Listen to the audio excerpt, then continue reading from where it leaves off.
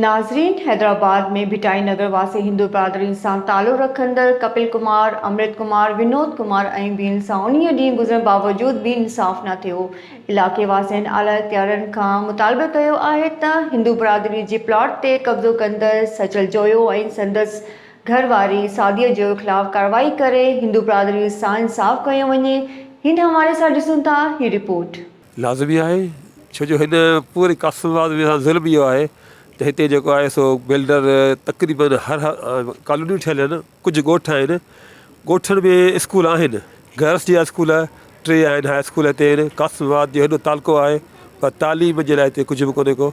ऐं पाण टीचर आहियां पर स्कूल हर कॉलोनी में प्लाट हूंदा, जेकॾहिं मिसाल तौरु न आहे त हीउ पास कीअं थियो न, छा लक्ष्य कीअं पास थियो स्कीम जो?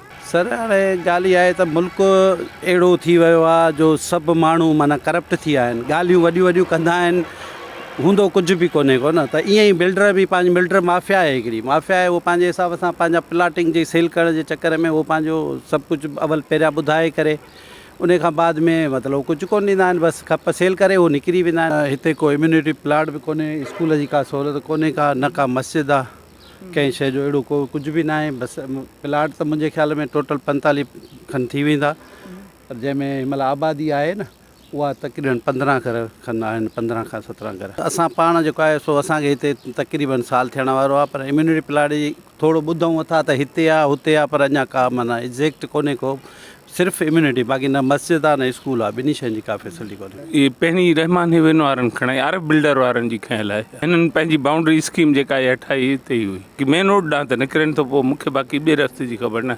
दीवार या जेका सो हेवन स्ट्रीट आहे कॉलोनी जी जेका सो स्कीम जी, हिननि जो रोड जे परे पासे खां मेन रोड जे खां रस्तो